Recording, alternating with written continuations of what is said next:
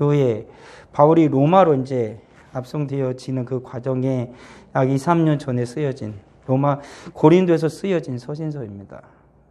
그러니까 오늘 내용으로 보면 바울은 그 사도행전에 나오는 그때 이전에도 여러 번 로마의 방문 계획을 가지고 있었던 것으로 보여집니다.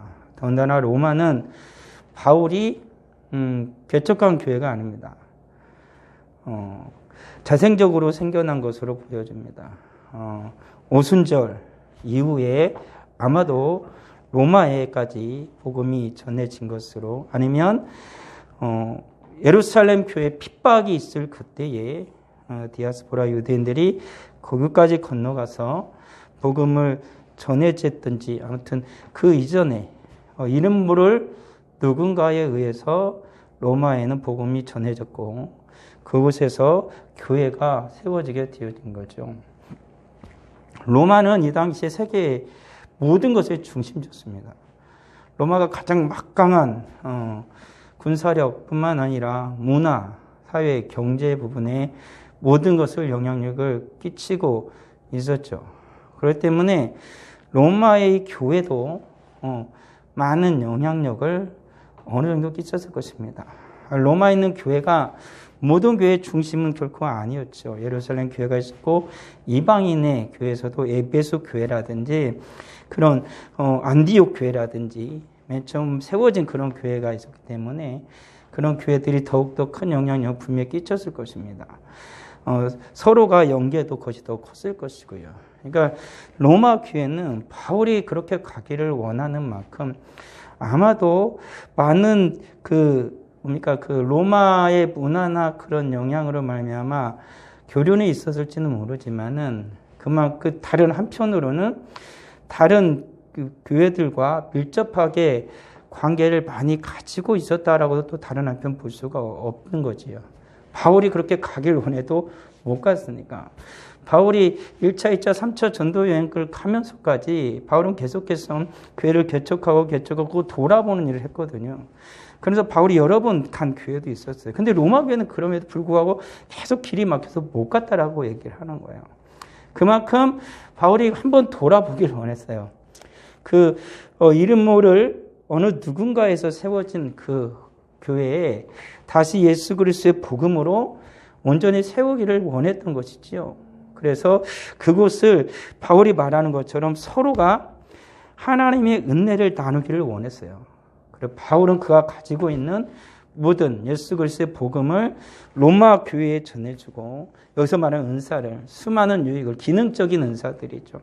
그걸 전해주고, 그리고 로마 교회에 있는 그 영향력들을 가지고 이방의 교회도 전해주길 원했죠. 특별히 로마 교회의 방문은 뒤에 보게 되어지면 그들이 모든 것의 중심적 교회는 로마 교회가 부자였다고요. 그렇기 때문에 그들에게 헌금을 받아서, 연보를 받아서 예루살렘 교회에 전해주고자 하는 목적도 가지고 있었던 거예요. 그런 것이 이제 상호 연관이 되었기 때문에 이번에는 어떻게든지 바울이 로마 교회에 가고 싶었던 것이었죠. 그래서 지금 서신을 미리 쓰는 연유가 되게 돼요. 그리고 서신에서 바울이 그들에게 직접 가지 못했기 때문에 어떻게 합니까? 예수 그리스도의 복음의 요약을 로마서에서 집중적으로 해요. 오늘날에 아주 가지 교리적인 성경의 모든 집약체, 교리의 집약체라고 해서는 로마서와 갈라디아서거든요. 근데 특히나 로마서에는 교리적인 부분과 그것에 대해서 실천적인 부분을 분명하게 또 기록을 하고 있거든요. 그렇기 때문에 로마 교회에 가기 전에 이 서신을 보냄으로 말미암아 그 교회에 예수 그리스도의 복음에 대한 교리에 대해서 온전히 세우고, 그들이 실천적인 삶은 또한 어떻게 살아가야 할 것인지에 대해서, 그리고 그들은 또한 주님이 주신 은사는 어떻게 그들이 또 다뤄야 할지에 대해서 미리 다 이 서신을 통해서 말을 했던 것이죠. 그리고 나서 바울이 도착하게 되어지면 굳이 여러 시간 논쟁할 것이 없이 쉽게 모든 일들이 진행하기를 원했던 겁니다. 그래서 바울이 이 서신을 보낸 거죠. 바울이 특별히 로마 교회에 감사한 건 이런 거였습니다. 너희 믿음이 온 세상에 전파됐다. 이렇게 말한 것처럼 로마가 중심지였기 때문에 로마 교회를 누가 세웠는지는 전해지지 않아요. 근데 그 로마 교회가 자생적으로 세워졌다시피 해서 온 세계에 그 근동에, 지중해 그 근동에 복음이 로마의 교회가 세워졌어. 근데 바울이 세운 거야? 아니. 제자리 세운 거야? 몰라. 그런데 그 교회가 그 로마 그 중심지에서 계속해서 번성을 하는 거예요. 복음으로. 더군다나 이 로마는 황제가 있는 곳이잖아요. 그리고 로마는 고린도와는 다른 특색을 가지고 있어요. 고린도는 여러 가지 문화, 그 우상을 숭배하는 그런 것들이 있었지만 그곳에서 타락의 도시가 됐지만 로마는 모든 종교를 인정했어요. 그래서 수많은 종교들이 존재했다고요. 그래서 굳이 자신들이 가진 종교를 탄압하진 않았어요.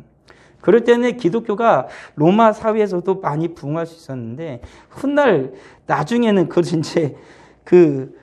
네로 황제가 자기의 그 잘못을 덮기 위해서 그리스도인들에게 모든 누명을 씌워가지고 그때부터 이제 극렬한 박해의 대상이 된 거예요. 그 이후부터 이제 점점 이제 무슨 일이 생기면 무조건 잘못은 기독교인 거예요. 오늘날과 비슷하죠. 이 나라도 예수 그리스도의 복음이 전해지고 나서야 수많은 선교사들이 오고 나서 비로소 문명의 눈을 뜬 국가예요. 여러 가지 이유를 들겠지만 비로소 문명에서 그 길을 열게 된 거예요. 여인들의 그런 인권에서도 기독교가 전해짐으로 비로소 여인들이 최초로 글 공부를 하게 된 거거든요. 유관순 열사를 그렇게 하지만 유관순 열사도 이화당에 가게 되어지는 모든 것들이 다 기독교에서 배운 거예요. 그래서 문맹에서 벗어나서 그런 일들을 하는 주축적인 일들을 하게 되거든요. 나라의 기강을 닦는 것도 기독교였거든요. 그리고 수많은 미국이나 선진물과의 교역을 엮는 도구 중에 하나도 기독교였어요. 왜 그러냐면 연결을 고리를 못 찾잖아요. 꽉 막힌 폐쇄 정책을 피한 조선이라는 나라가 어떻게 서양과 그런 문물을 교류를 할 수가 없으니까. 근데 맺어지는 게 뭐냐면 교회, 복음이었거든요, 복음. 그때 선교사들을 통해서 그리고 예수를 믿는 기독교인들을 통해서 그런 것들이 많이 교류가 되어졌죠. 그래서 사실 이 나라는 뿌리 깊은 곳에 예수 그리스도의 그 은혜 위에 이 나라의 발전은 분명히 있었어요. 모두 다 그렇다고 하면은 너무나 억지겠지만 분명히 귀한 바 크다라는 거예요. 이 나라가 맨 처음에 닦아진 터, 국회 터도 기도하고 시작을 했으니까. 그리고 교회가 수없이 세워지면서 도덕성에서도 굉장히 발전했죠. 평양에서 대부흥이 일어나기 전에 그 수많은 구령운동을 펼 때에도 이 나라에 피폐되고 완전히 인간의 인간성을 말살시키는 그런 모든 병든 문화를 다 제거하는 작업을 기독교가 했어요. 맨 처음 이 나라는 볼품상하라는 나라였거든요. 정말로 못 사는 나라. 못 사는데도 게으른 나라였어요. 우리나라는 항상 수학을 할 수 없으니까 봄에는 열심히 일했다가 그 열심히 일한 돈을 가지고 지질이 잘 살지도 못 사는 사람들이 투전판에 가서 그 돈을 다 잃어. 그럼 나중에 마누라까지 파는 거예요, 진짜로. 그리고 그나마 남아있던 모든 것들을 다 잃어버려요. 그러니까 얼마나 이게 모순되냐고요. 그러니까는 그 쉬는 동안에 뭘 할지 모르는 거예요. 오늘날에는 그런 농업이 굉장히 발달되어서 겨울에도 할 일이 많지만 옛날에는 겨울에 할 일이 없어요. 그러니까는 늘 하는 게 그거예요. 만나서 노름하고 남자들이 술 마시고 싸움질하고 그런 짓을 하는 거죠. 그러다 보니 또 봄 되면 열심히 소작농으로 일해가지고 일했던 것을 모으는 게 아니라 대부분이 다 그렇게 소진하니까 선교사들이 와가지고 그것을 고친 거예요. 어려서부터 애들이 그걸 보고 배우는 거예요. 부모가 그렇게 잘하니까 애들도 그렇게 잘하는 거예요. 굉장히 조선시대면 좋은 것 같지만 조선시대 말에 우리나라 사회는 눈뜨는 못보 사회였어요. 여자들은 그러니까 어떻게 돼요? 맨날 구타당하고 핍박당해요. 그 속에서 여자들은 죽어라 일하자면은 남자라고 애임해가지고 그 당시에 그런 게 있었으니까 계속 모든 것을 행사를 못하는 거죠. 그런 지경이었다는 거죠. 그런 것을 새롭게 바꾸는 작업을 한 게 교회였어요. 교회. 복음. 복음이 모든 것을 깨우기 시작한 거죠. 양반 임내하고 종을 함부로 하던 것들, 나는 남자 임내하고 여인을 함부로 하던 것들, 나는 어른이니까 애들을 함부로 하던 것들을 고쳐가기 시작한 거예요. 그러면서 비로소 바르게 되어진 거죠. 그러면서 그나마 조금 문화의 문명의 길이 열리기 시작한 거죠. 그리고 거기서 제대로 눈을 뜬 자들이 배워가지고 이 나라를 이끄는 주축이 된 거예요. 그래서 수많은 학교들, 기독교 학교에 대부분, 우리나라의 대부분의 학교의 시초는 기독교 학교예요. 대학들은 대부분, 고등학교도. 왜? 선교사들이 세웠으니까.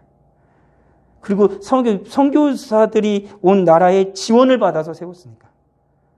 그런 것이거든요. 그럼에도 불구하고 어떻게 되어지는 거예요? 이런 모든 것들이 되어졌음에도 나중엔 오늘날에 어떻게 합니까? 어떤 빌미를 잡아내기 시작하면 다 교회 잘못이라는 거예요. 교회 때 무조건 뒤집어지기 쉬워요. 맨 처음에 코로나가 발발할 때도 코로나의 온상지가 교회야. 사실 교회에서 예배 드리면서 코로나가 발생한 것은 단 1%도 없는데, 단 한 건도 없는데 예배의 코로나의 발생 장소가 교회라는 거죠. 그렇게 누명을 쓰고 시작했던 거 아닙니까? 그러니까 이런 거예요.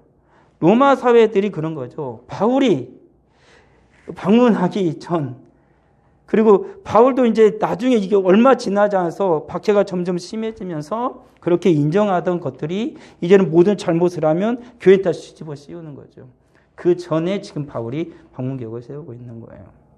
그리고 그 이후부터 박해가 극심하게 심해진 거죠. 로마에 있는 교회로부터 시작하여서 모든 그리스도인들에게 로마가 점령하고 있는 박해를 받는 거예요. 사실 모든 타락한 도시였어요. 로마가 점령했다고 하지만 기독교가 세워진 모든 그 교회들의 중심들 다 도시였거든요. 도시. 근데 극심한 타락과 우상 숭배가 끊이지 않는 도시였어요. 근데 교회가 가면서, 교회가 세워지면서 그들의 삶과 생활을 바꾸는 거거든요. 인생이 예수 그리스도로 바뀌므로 말미암아 그 사회 자체가 변화되는 거예요. 그들이 살아가는 그 지역이 변화되는 거예요. 그들이 예수를 믿는 자들의 가정이 변화되어지는 거예요.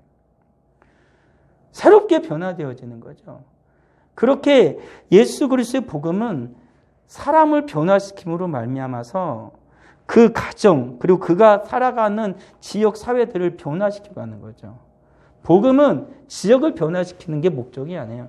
사람을 변화시키는 거예요. 예수 그리스도 십자가에 피 묻은 복음이 그 영혼을 구원하면은 그 영혼이 예수 그리스도를 바라볼 수 있는 눈이 생기고 복음의 눈을 뜨게 되면 그들은 사회의 어리석음과 부조리와 인간을 함부로 대하는 것, 그 전에 하나님을 향하여 함부로 하는 모든 것들을 다 고쳐가는 거죠. 그래서 하나님의 뜻을 이 땅 가운데 실현해 나가요. 그러면서 하나님의 나라가 확장되어지면 이 땅은 변화되는 거죠.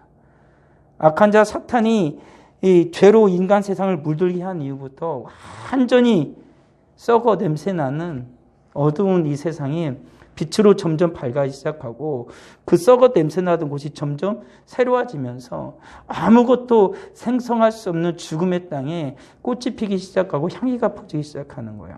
그게 복음의 능력이에요. 그걸 어떻게 해요? 예수 그리스도의 피 묻은 십자가의 복음이 한 인생에 뿌려질 때 그렇게 되어진다라는 것이지요. 하여튼 그런 상황이 되어지는 속에서 복음이 전해져요. 그러면서 바울도 늘 가고 싶었다는 얘기를 해요. 바울도 로마 교회를 참 많이 가고 싶었던 건 정말 사실일 겁니다. 그래서 나중에 하나님께서 바울의 그 소원을 아셨는지 그의 생명을 담보로 가죠. 1차에 갔을 때는 바울이 가택연금을 받았다 다시 약간 풀려나요. 그렇다 다시 바울이 투옥되죠. 그리고 나서 죽게 되거든요.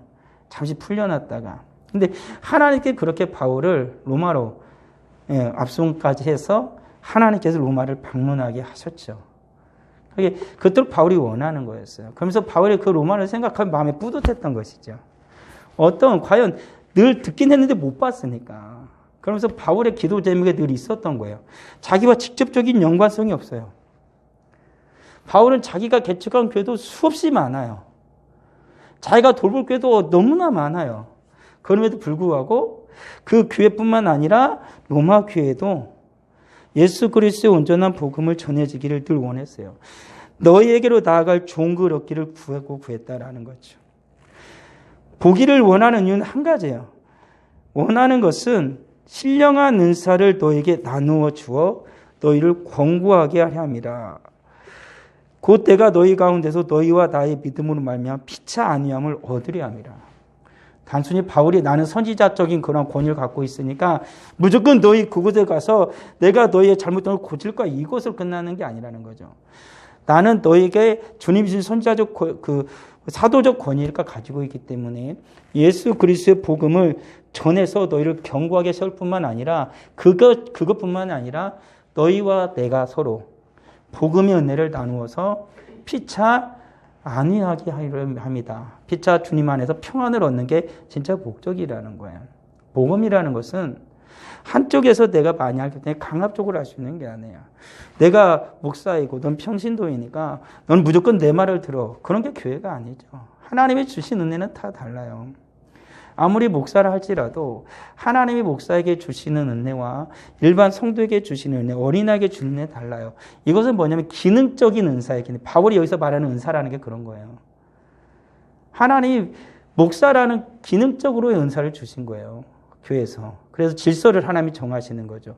장로로서, 권사로서, 일반 성도로서 어린아이에게 주시는 하나님의 신령한 은혜는 누것이 크고 누것이 작다로 그건 절대 못해요. 기능적인 은사도 모두 다 필요해서 하나님이 주신 거예요.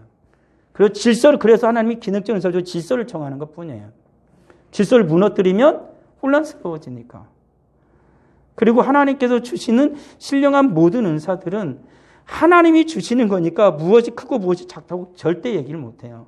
그것 때문에 고린도 교회가 쌈박질이 난 거잖아요. 내 은사가 최고니, 네 은사가 최고니, 네 거는 별로고 내 것이 강하느니, 이게 다 어리석은 거예요. 하나님이 주신 건데 어느 누가 감히 그것의 경중을 따집니까? 그게 바로 어리석은 짓이죠. 하나님이 주신 신령한 은사를 내 건 크고 네 건 작아. 우리들도 신앙생활을 하다 보면 가끔 그런 얘기 할 때가 있잖아요. 하나님이 내게도 은혜 원사를 주시고 저에게도 은혜 원사를 주셨는데 남의 것만 부러워해. 나는 안 받은 것 같아. 그게 제일 어리석은 거예요. 그리고 어떤 이는 자기는 굉장히 큰 은사를 받은 것 같아. 근데 저 사람은 별로 안 받은 것 같아. 무시하죠. 교회에서 가장 문제를 많이 일으키는 사람이 누굴까요? 교회에 혼자 나와서 기도를 제일 많이 하는 사람. 기도를 제일 많이 하는 사람이 교회에서 문제를 일으켜서 가장 큰 문제를 일으켜요. 그리고 교회에서 가장 순종해도 그 사람은 가장 순종하고. 문제는 뭐냐면 혼자 그렇게 열심히 하다가 그 속에 교만이 들어가면 자기가 최고인 줄 알아. 목사도 웃어 보이고 모든 성도가 다 자기 아래로 보여. 자기 스스로가 하나님이 된 겁니다. 주님의 은혜와 은사는 절대 교만하게 하잖아요. 절대적으로 겸손하게 하죠. 그걸 놓치는 거예요. 내가 하나님께 기도를 많이 하고 금식을 했어. 하나님께 제대로 된 은사를 받고 은혜를 받은 사람은 겸손해져요. 근데 하나님의 은혜가 아닌 잘못된 자기 교만 속에서 만들어낸 자기 고집과 신념이 되면 그거는 그렇게 되어지면 그게 바로 교만한 하나님의 은혜를 잘못 받은 거. 은혜를 받은 게 아니에요. 그건 교만해집니다. 그러니까 그렇게 판단하면 금방 돼요. 기도원 갔다 와가지고 사람이 변했어. 근데 겸손하게 변하면 은혜를 제대로 받고 온 거고 교만하게 변했으면 저 큰일 났구나 그러면 됩니다. 별거 없어요. 우리들 신앙생활 하면서도 하나님의 은혜 가운데 잘 자라고 있는 것을 확인하려면 그 겸손해지면 그 사람은 은혜를 잘 자란 거야. 근데 교만해. 그러면 그는 좋은 교회를 다니면서 어떻게 다녔을까 고민해 봐야 돼요. 연구 대상이 되는 거야. 어떻게 하나님의 은혜 가운데 있는데 교만해질 수 있겠습니까? 은혜를 많이 받으면 받을수록 겸손해져요. 더욱 겸손해져요. 더욱더 낮아지죠. 주님과 같이. 주님이 은혜를 받은 자는 낮아져요. 겸손해집니다. 바울처럼. 바울이 어느 교회에 가가지고 다른 곳에도 나오지만 자기의 특권을 주장합니까? 내가 이 교회 세웠어. 절대 그런 적 없습니다. 내가 교회를 몇 개를 개최했는데 날 무시하냐? 이런 말 하지 않습니다. 갈라디아서 나온 것처럼 로마서 뒤에도 나오는 것처럼 죄인 중에 괴수라는 표현을 써요. 그냥 자기를. 이게 바울이 로마에도 가르쳐주고 싶은 거예요. 바른 주님이 은혜와 교리 가운데 있는 자들의 삶이 어떤 것을 보여주고 싶은 거예요. 고난의 때를 지나면서 우리가 기억할 건 바로 그거예요. 은혜를 많이 받아야 돼요. 하나님이 은혜 없이는 살 수 없으니까. 그러니까 우리가 은혜를 많이 받으면 받을수록 겸손해져요. 그리고 주님의 말씀에 순종하죠. 우리 주님이 그랬던 것처럼 고난 홀로 다 짊어지면서도 우리 하나님의 말씀 가운데 뭘 어떻게 배웠다 그래요? 고난 가운데 순종을 배웠다라고 히브리서 기자가 말해요. 놀랍지 않습니까? 고난 가운데 반항을 배우는 게 아니에요. 고난 가운데 순종을 배워요. 주님이. 그러니까 예수 그리스도의 제자를 따르 제자의 길을 걷는 제자도를 걷는 모든 하나님의 사람들은 주님과 같이 그렇게 살아가게 되어지는 것이다. 라는 것이지요. 바울은 이와 같이 그런 은사를 나누기를 원했어요. 내 것을 내가 위했다 이게 아니고 주님이 주신 그 은혜를 서로 나누어서 피차 주님의 은혜 가운데 평안을 얻기를 원했다라는 것입니다. 여러 번 가기를 분명히 원했어요. 그렇지만 못 갔어요. 이는 너희 중에서 다른 이방인과 같이 열매를 맺게 함이로다. 근데 지금까지 길을 막혔다. 그러니까 바울이 가기를 원했던 건 뭐냐면 나도 어떻게든 로마 교회에 가서 그가 가지고 있는 사도적 권위와 주님의 그 복음에 가지고 있는 그 충만한 것을 로마에 있는 성도들에 같이 전해줘서 그 복음의 그 충만한 열매를 같이 맺기를 원했던 거예요. 그래서 바울이 그렇게 가고 싶었는데도 못 갔다라고 말하고 있는 것이지요. 그러면서 바울이 왜 가기를 원했냐면은 이유가 한 가지래요. 나는 모든 자에게 빚진 자이기 때문에 그렇다. 헬라인에게나 야만인에게나 지혜 있는 자거나 어리석은 자에게나 다 내가 빚진 자다. 복음의 빚진 자여서 나는 너에게도 가고 싶었다라는 거예요. 다른 이유가 있었던 게 아니라.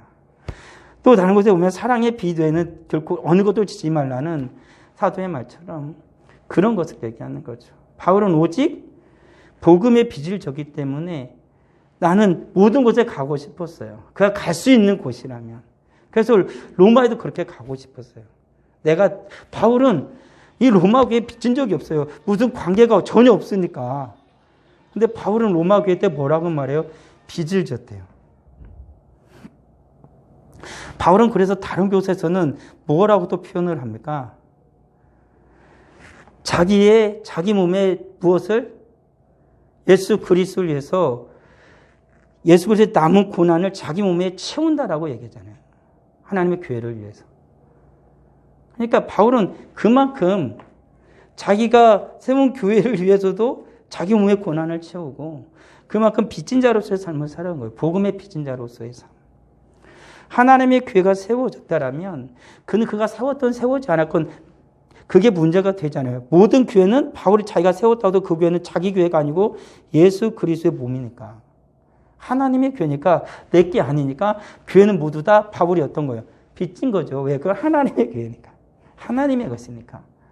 그러니까 바울의 마음은 늘 그랬던 거예요. 오늘날 살아가는 우리들이 얼마나 자기 것으로 많이 얼마나 요구합니까?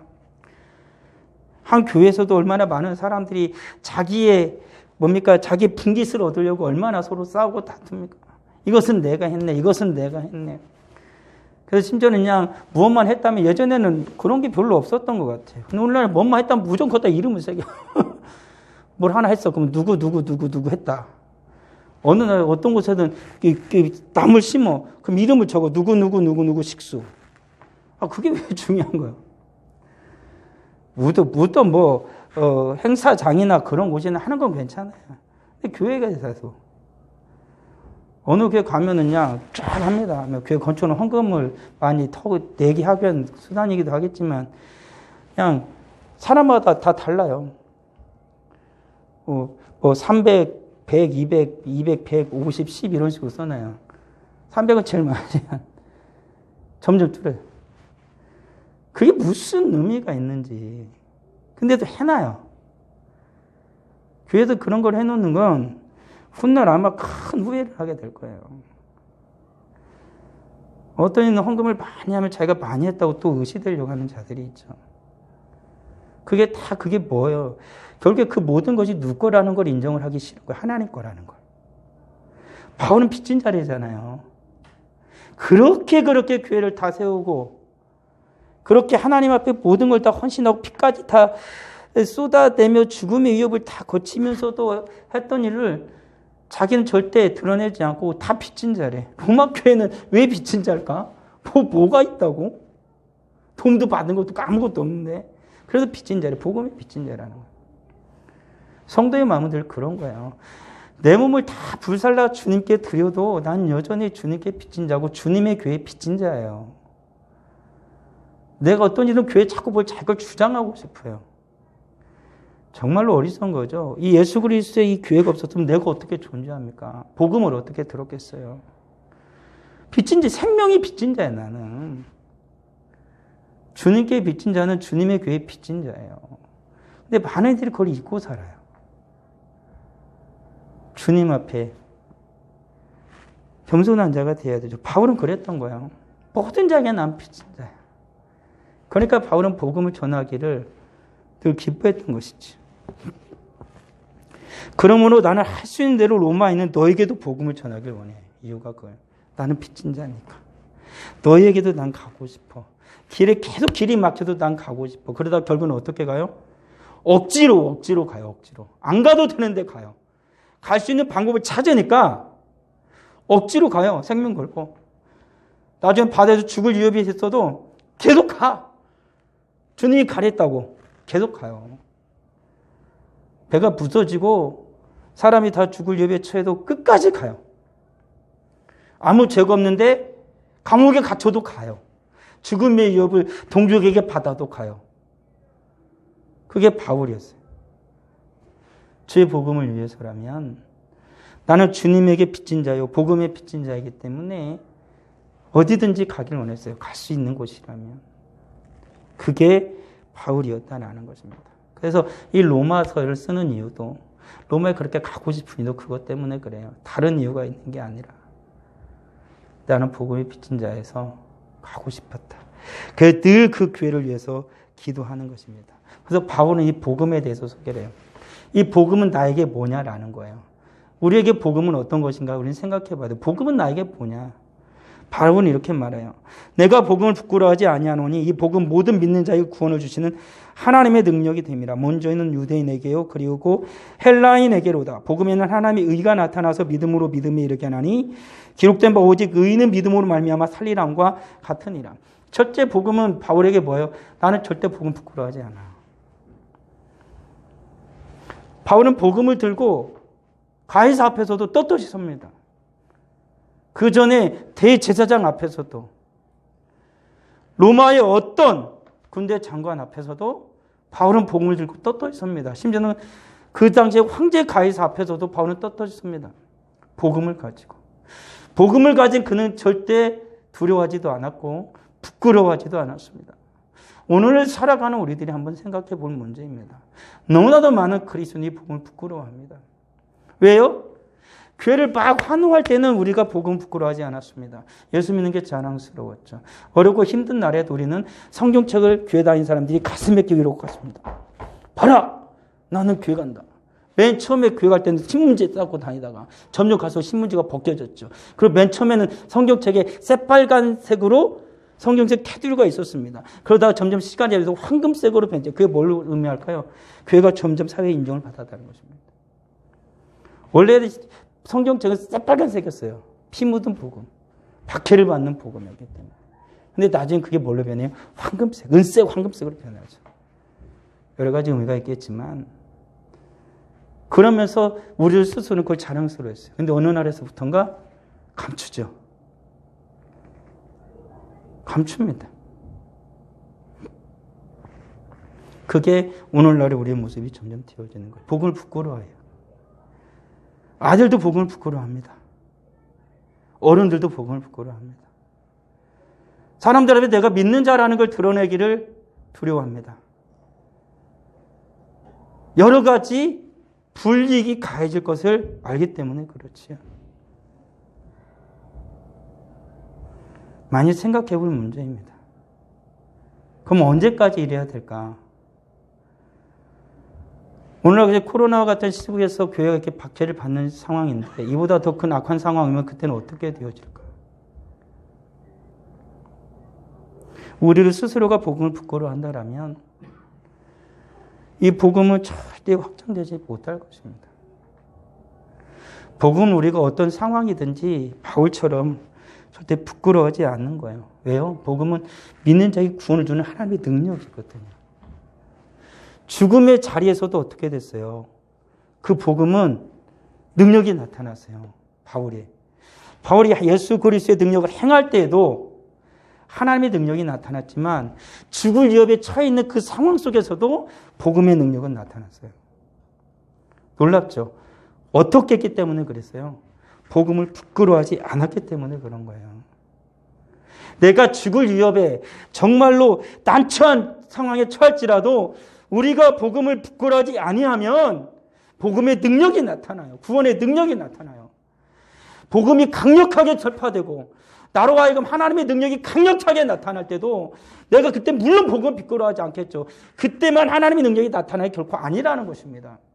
사회가 교회를 인정하고 사람들이 나를 알아주고 사람들이 정말 당신 그렇게 된 이유가 뭡니까? 내가 예수를 믿어서야 라고 자신 있게 말할 수 있는 그때만 하나님의 능력이 나타나는 게 아니라 복음의 능력이 나타나는 게 아니라 복음의 능력은 우리가 죽음의 위협 속에 있을 때도 복음의 구원의 능력은 나타난다라는 거예요.